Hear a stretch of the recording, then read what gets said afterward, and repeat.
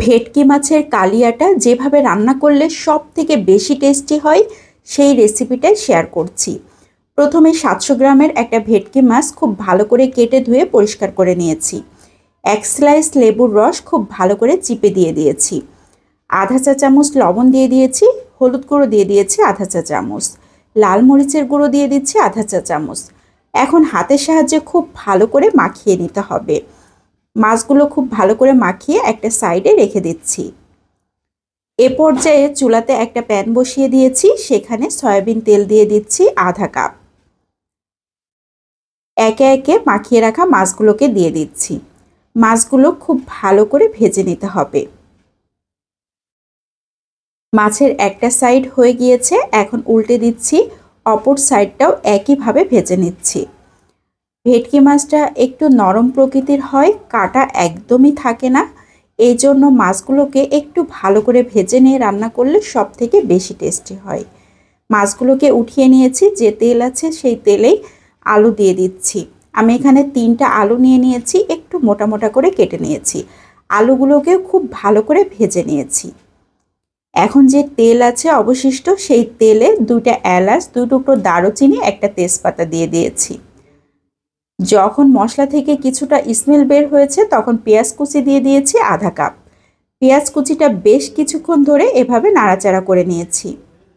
লবণ দিয়ে দিচ্ছি আধা চা চামচ, হলুদ গুঁড়ো দিয়ে দিচ্ছি আধা চা চামচ। আবারও বেশ কিছুক্ষণ এভাবে নাড়াচাড়া করে নিচ্ছি। পেঁয়াজটা একটু নরম হওয়া পর্যন্ত নাড়াচাড়া করে নিতে হবে। এ পর্যায়ে দিয়ে দিচ্ছি সামান্য একটু পানি, পেঁয়াজটা যাতে একদম ভাজা ভাজা না হয়ে যায়। এখন দিয়ে দিচ্ছি পেস্ট করা মশলা।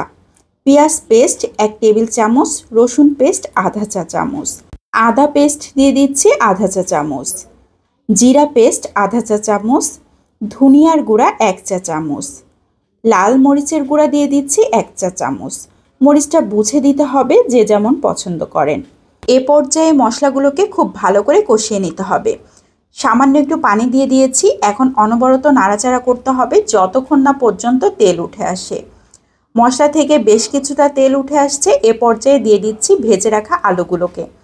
আলুগুলো মশলার সাথে বেশ কিছুক্ষণ নাড়াচাড়া করে নিচ্ছি। আলুগুলো খুব ভালো করে কষিয়ে নিতে হবে, এজন্য সামান্য একটু পানি দিয়ে দিয়েছি। এখন ঢাকনা দিয়ে ঢেকে রান্না করব 5-6 মিনিট। 5-6 মিনিটের মধ্যে আলুগুলো খুব সুন্দরভাবে সিদ্ধ হয়ে যাবে।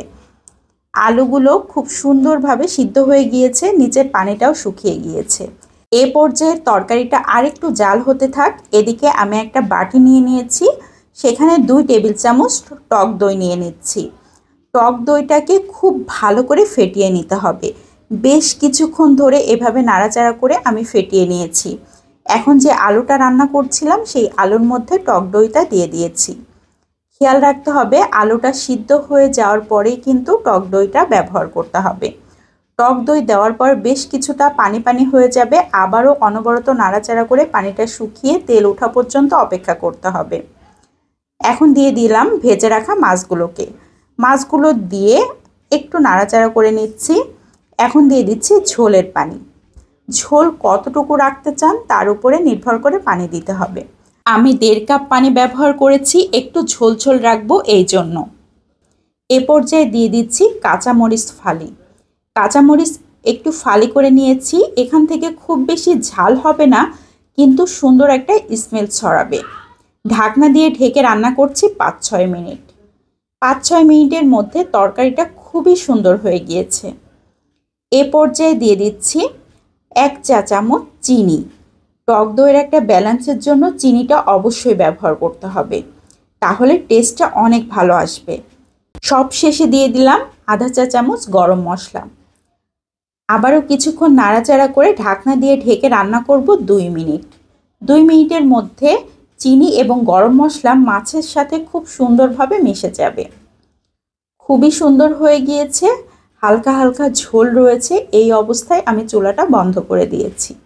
এখন সার্ভ করে দেখিয়ে দিচ্ছি মাছটা কেমন হয়েছে।